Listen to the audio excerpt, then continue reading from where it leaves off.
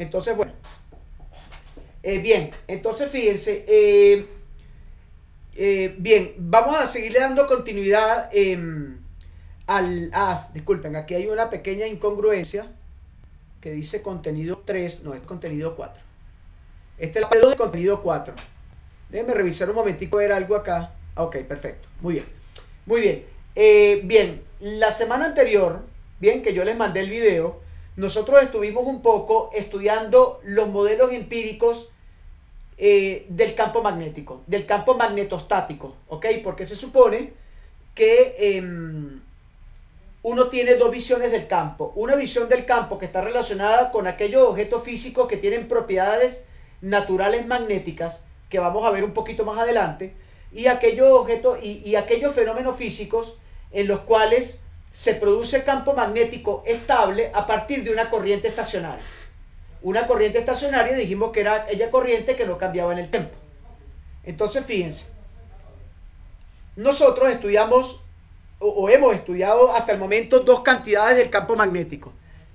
La cantidad H, que se le llama intensidad del campo magnético, y a la cantidad B, que se le llama campo magnético. Bien, la cantidad Psi, bien, la letra Psi del alfabeto griego en mayúscula, es lo que se le tiende a llamar normalmente flujo magnético. Y ese flujo magnético lo vamos a estudiar un poquito más adelante, en la próxima clase. Entonces fíjense, introducidas las cantidades H, intensidad del campo magnético, B, campo magnético, y Psi, flujo magnético, bien, nosotros a esto no le dimos mucho significado físico desde el punto de vista de que simplemente la vimos como leyes empíricas para producir campo. Ok, entonces, claro, allí hay un significado físico profundo también, pero no es el significado físico completo de estos conceptos. Bien, entonces, fíjense, cada una de estas cantidades solo se ha definido en términos de la distribución de fuentes de corriente a través del espacio. Es decir, que solamente estamos viendo un pequeño aspecto del fenómeno, no estamos viendo todo el fenómeno en sí. Entonces, todo lo que está relacionado con H y con B, que son intensidad de campo magnético y campo magnético, y que está a su vez relacionado directamente con fuentes de corriente en el espacio, es lo que nosotros normalmente estudiamos empíricamente como la ley de Ampère y la ley de Biot-Savart. Claro, empleamos unas técnicas matemáticas integrales para poder definir aquello. Bien, y estuvimos viendo eso en la clase anterior. Continúo leyendo. Si se conoce la distribución de corrientes, se espera que H y B estén determinadas en cada punto en el espacio, aun cuando no se puede evaluar las integrales por la complejidad matemática. Claro,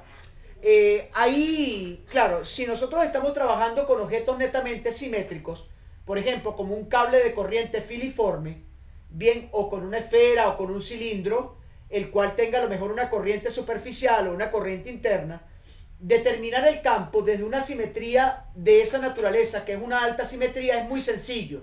Desde el punto de vista de que cuando uno aplique la ley de Ampère o la ley de Biot-Savart, uno va a obtener una integral que puede resolver manualmente. ¿Ok?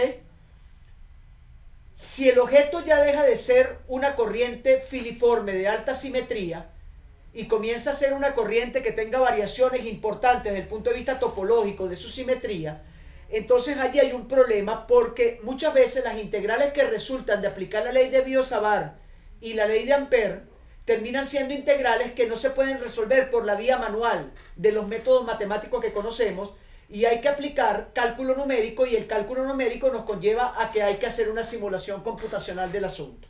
Entonces, eso no está contemplado en este curso. Nosotros vamos a seguir trabajando con corrientes filiformes, es decir, con corrientes que tienen alta simetría. Bien, con otro tipo de corrientes, ya el curso, bueno, se hace un poco más avanzado porque ameritamos de un método matemático en el cual aprendamos algunos de los procedimientos que se utilizan en el cálculo numérico. Es decir, con problemas de frontera muy avanzados. Entonces tendríamos que tener un curso donde podamos nosotros estudiar matemáticamente, bien, técnicas matemáticas numéricas como elementos finitos, volúmenes finitos, diferencias finitos, método de Monte Carlo, y para ustedes contar. Entonces eso no está contemplado.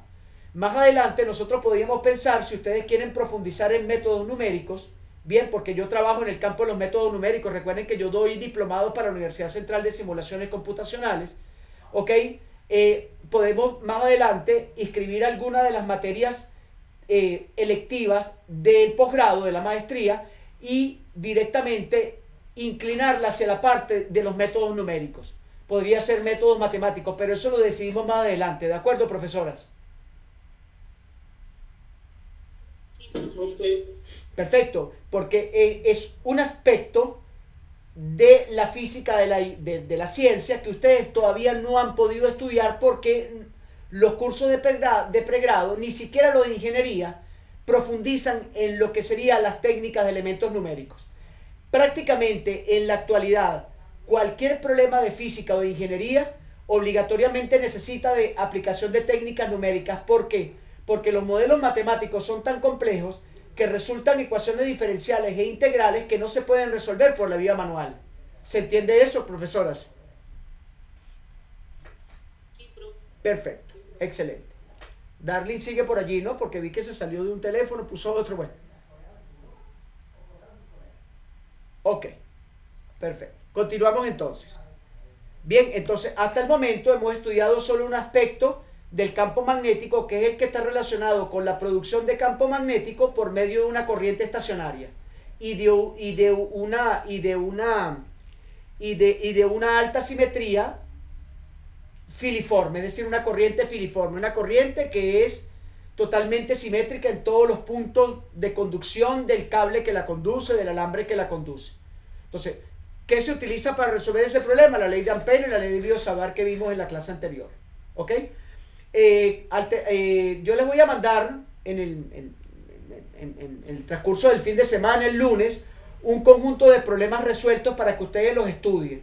Esos problemas los estudian, los ven un poco, bien, y cualquier pregunta que tengan que hacerme, me la hacen durante el periodo de Semana Santa. ¿Por qué? Porque de allí, de esos problemas que ustedes van a estudiar, que ya están resueltos, vamos a colocar el tercer parcial. ¿De acuerdo, profesoras?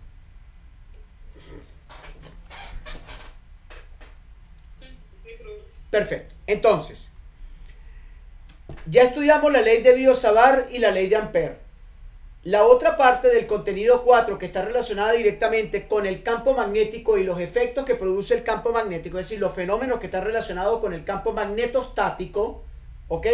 Magnetostático, es decir, campo producido por corrientes estacionarias, está relacionado también con tres fenómenos importantísimos.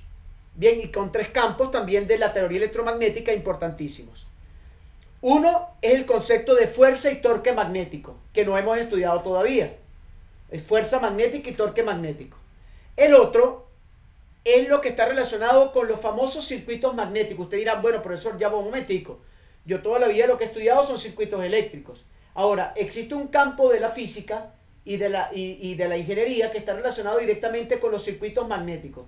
Un circuito magnético es aquel circuito que está conformado por un dispositivo magnético, que puede ser un inductor, puede ser una bobina o puede ser un toroide o un cable con producción de campo magnético. Entonces vamos a ver un poquito eso cómo es.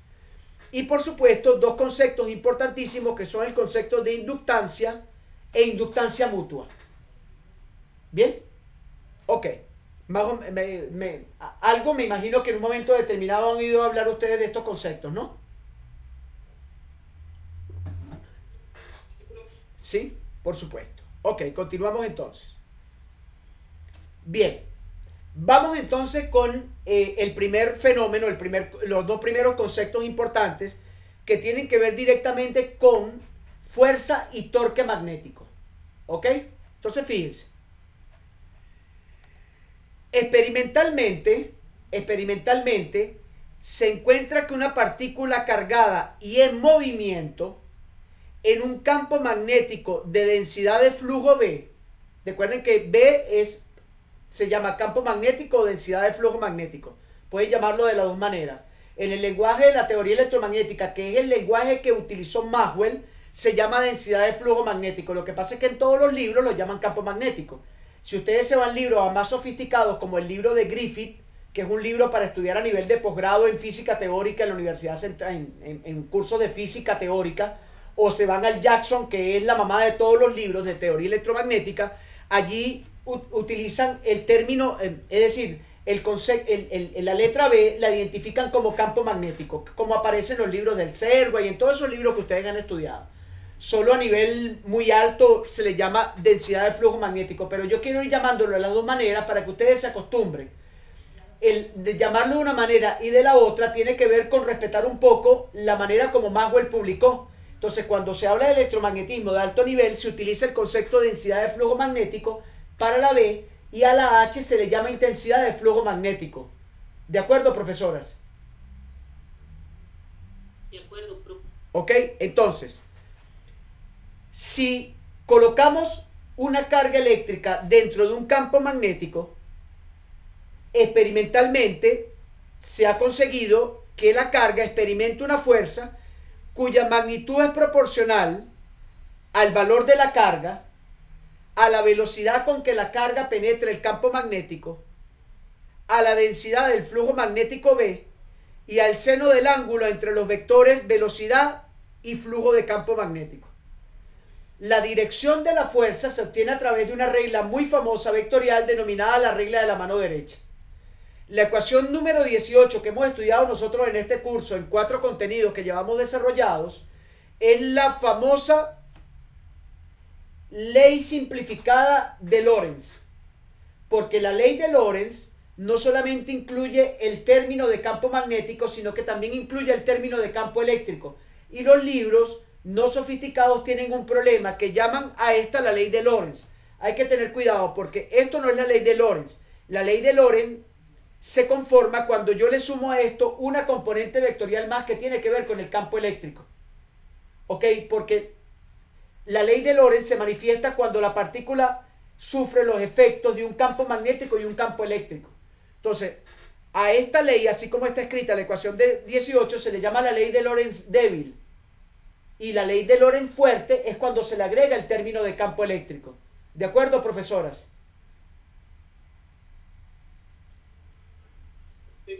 Perfecto. Entonces, yo les voy a colocar ahorita un pequeño videíto muy bueno para que ustedes recuerden cosas, y el video es sumamente explicativo y utiliza unas simulaciones muy bonitas.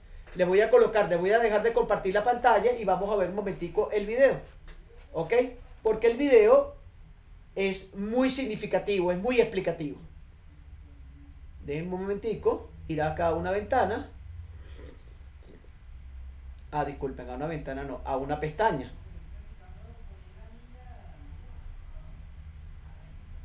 Ok. Por favor, cuando encienda el video me van a decir si lo están escuchando. ¿Sí se ve en la pantalla el video, profesoras? Sí, sí, lo estoy viendo. Perfecto. Lo voy a encender. Carga en el campo magnético. Objetivo: entender el movimiento de una partícula. ¿Se está escuchando? En el campo magnético. Sí. Perfecto. La región de la atmósfera, que existe por encima de 80 kilómetros de la superficie de la Tierra, se llama ionosfera. Ella consiste en partículas cargadas y juega un papel crucial en la comunicación de radio a largo alcance. Los rayos ultravioletas del Sol ionizan las moléculas de aire en esta región y producen iones y electrones. Ahora, estudiemos por qué estos iones no escapan al espacio exterior y cómo ellos forman la ionosfera. Sabemos que la ecuación de la fuerza magnética es: el vector Fb es igual a Q por el vector V multiplicado por el vector B, que actúa sobre la carga Q moviéndose con una velocidad vector V en un campo magnético vector B. Su magnitud puede escribirse como Fb igual a Q V B sin θ, utilizando el producto vectorial. Aquí, θ es el ángulo entre la velocidad vector V y el campo magnético vector B.